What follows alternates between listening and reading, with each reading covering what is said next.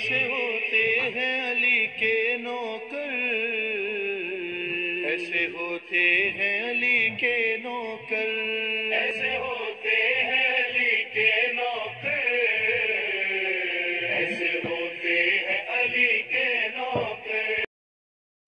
अऊज़ु बिल्लाहि मिनश शैतानिर रजीम, बिस्मिल्लाहिर्रहमानिर्रहीम, व सल्लल्लाहु अला मुहम्मदिन व आलिहि तय्यबीन अत्ताहिरीन अल मासूमीन, अल्लाहुम्मा सल्लि अला मुहम्मद व आलि मुहम्मद व अज्जिल फरजहुम। नाज़रीन मोहतरम, सामईने किरामी क़दर, सिलसिला गुफ्तगू तारीख़ुल उलमाए शिया पे जारी व सारी है और हम ग़ैबत सुग़रा में शेख मरहूम कुलैनी रिज़वानुल्लाह ताला अलैह की मारूफ किताब उसूल काफ़ी पे गुफ्तगू कर रहे थे, जिसका एक हिस्सा हमने मुकम्मल किया और अपने नाजरीन और सामीन को बताया कि शिया मज़हब की सबसे पहली बड़ी अहदीस की किताबों में से जो अहम तरीन किताब है उसूल काफ़ी, वो कैसे लिखी गई।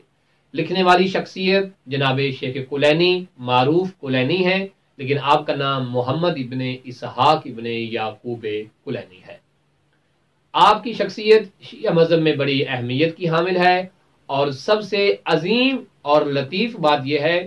कि आपका जो ज़माना है वो इमाम ज़माना अलैहिस्सलाम के आखिरी जो सफ़ीर हैं, आखिरी जो नायब हैं, जनाब अली इब्ने मोहम्मद समरी, वही ज़माना आपका है। और जनाब इमाम ज़माना अलैहिस्सलाम के जो चौथे नायब हैं, इनकी जो वफ़ात है उसके चंद दिन बाद ही जनाब शेख कुलैनी की वफ़ात हुई है और इसके बाद ग़ैबत कुबरा का सिलसिला शुरू हो गया। इसके ऊपर हम मुकम्मल बात पहले कर चुके हैं। जनाब शेख कुलैनी रिज़वानुल्लाह ताला की ये मारूफ किताब उसूल काफ़ी, आज हम बात करेंगे कि शेख कुलैनी ने इस किताब को तालीफ कैसे किया और शिया मज़हब के बाद में आने वाले उलमा ने उसूल काफ़ी का तारुफ किस अंदाज में करवाया। आया बाद में आने वाले जो बुजुर्गान हैं उनकी निगाह में उसूल काफ़ी की कोई अहमियत है या नहीं है, या जनाब शेख कुलैनी की जो किताब उसूल काफ़ी है इसका ताल्लुक उसी ज़माने के साथ था कि जिस ज़माने में ये तालीफ हुई और मारूफ हुई। लेकिन हम अपने नाज़रीन को यहाँ बता देना ज़रूरी समझते हैं कि उसूल काफ़ी को आगाज़ में उसूल काफ़ी के नाम से याद नहीं किया जाता था, बल्कि किताब कुलैनी के नाम से याद किया जाता था। बाद में मशहूर हुई है ये उसूल काफ़ी के नाम से। उसूल काफ़ी में जो तरीक़ाकार जनाब शेख कुलैनी ने अपनाया है वो दो तरह के तरीके हैं। पहला, आपने जो आगाज़ में जिस तरह बाबंदी की है उसमें उसूल शिया को जिक्र किया है और उसके बाद फ़ुरूआत को जिक्र किया है, यानी उसूल काफ़ी के दो बहुत अहम तरीके हैं इसे पढ़ने के, इसे समझने के। दो हिस्से हैं, पहले हिस्से को उसूल कहा गया है और दूसरे हिस्से को फ़ुरू कहा गया है। और यहाँ हम अपने नाजरीन और सामीन को ये बात बता देना ज़रूरी समझते हैं कि जनाब शेख कुलैनी रिज़वानुल्लाह ताला अलैह ने 20 साल दिन रात मेहनत करके,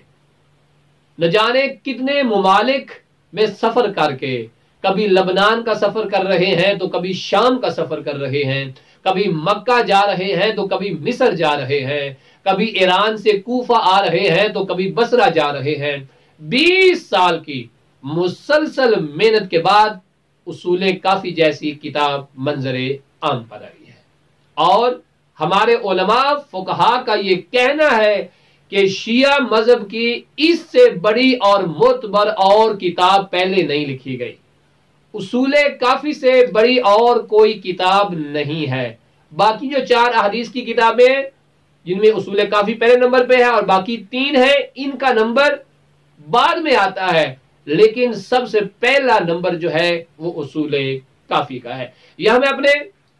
नाजरीन और सामीन को एक इंतहाई दकीक नुक्ते की तरफ भी मतवज्जा करना ज़रूरी समझूंगा। कभी सोचे तो सही कि जनाब शेख कुलैनी रिज़वानुल्लाह ताला अलैह जो अपने दौर के एक बहुत बड़े आलिम थे, बहुत बड़े फ़कीह थे, बहुत बड़े मुजतहिद थे, इन्होंने 20 साल मुसलसल सफ़र करके इन अहदीस को जो जमा किया है, क्या इन 20 साल जो इन्होंने अपनी ज़िंदगी के सरफ किए हैं किसी तमे की खातर किए हैं, किसी लालच کسی شہرت کے لیے کیے ہیں یا دین کے لیے کیے ہیں؟ اگر یہ نہ کرتے تو کیا دین کا کوئی نقصان ہو رہا تھا؟ کیا مذہب آل محمد ختم ہو رہا تھا؟ خدا کی قسم یہ وہی لوگ سمجھ سکتے ہیں کہ جو اپنی زندگی کا فریضہ دین کی خدمت کے لیے ہی جانتے ہیں۔ اور جناب شیخ کلینی کے کیا بیوی بچے نہیں تھے؟ کیا آپ کی اولاد میں کوئی مریض نہیں ہوتا ہوگا؟ کیا آپ کے والدین جو بوڑھے تھے ان کی خدمت گزاری جناب شیخ کلینی کو نہیں کرنی چاہیے تھی؟ اپنے بچوں کی تربیت کی ذمہ داری کیا ان کے کاندھوں پہ نہیں تھی؟ اس کے باوجود جناب کلینی نے اتنے دور دراز کے سفر کیے، اور وہ سفر ہوائی جہاز کے نہیں تھے، وہ سفر گاڑی کے نہیں تھے، وہ سفر تھے جو اونٹوں پہ کیے جاتے تھے، وہ سفر تھے جو گھوڑوں پہ کیے جاتے تھے، وہ صحراؤں کے سفر تھے جو آج کل کے جدید دور کے سفر ہیں کہ بہترین روڈ بنے ہوئے ہیں، بہترین سڑکیں بنی ہوئی ہیں، گاڑیاں ہیں، اور اس کے علاوہ ایئرپورٹ ہیں، ایک شہر سے دوسرے شہر جا سکتے ہیں، ایک ملک سے دوسرے ملک جا سکتے ہیں۔ شیخ کلینی نے اس دور کے سفر کیے ہیں کہ جس میں یہ بھی معلوم نہ ہوتا تھا کہ ایران سے نکلنے والا کوفہ پہنچ پائے گا یا نہیں پہنچ پائے گا، اسے 2 ماہ لگیں گے یا 1 ماہ لگے گا، ایران سے نکلنے والا مکہ کتنے ماہ میں پہنچے گا، آیا اس کے پاس زیادہ سفر بھی ہے کہ نہیں ہے، کہیں ایسا تو نہیں صحراؤں میں راہزن اسے لوٹ لیں گے، اور بدماش قسم کے لوگ کہ جن کا تعلق راہزنوں میں ہوا کرتا تھا وہ قتل کر دیں گے۔ ایسے زمانے میں جناب کلینی رضوان اللہ تعالی علیہ نے اصول کافی کی احادیث کو جمع کی ہے۔ بتانے کے لیے بہت کچھ ہے کہ جو اپنے سامعین کو بتانا چاہتا بھی ہوں، لیکن چونکہ ملحوظ رکھنا ہے وقت کو بھی اور ان معلومات کو بھی، لیکن میں ایک ریکویسٹ ضرور کروں گا اپنے سننے والے اور دیکھنے والے تمام احباب سے کہ خدا را اپنے مذہب کے علماء جو گزر چکے ہیں ان کی حیات کا مطالعہ ضرور کریں۔ آپ کو پتہ چل جائے گا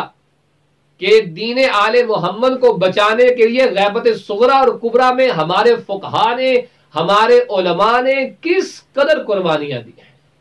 انشاءاللہ چونکہ ہم سلسلہ وار گفتگو کریں گے، ابھی تو شیخ کلینی رضوان اللہ تعالیٰ علیہ پہ گفتگو ہو رہی ہے، تفسیر کمی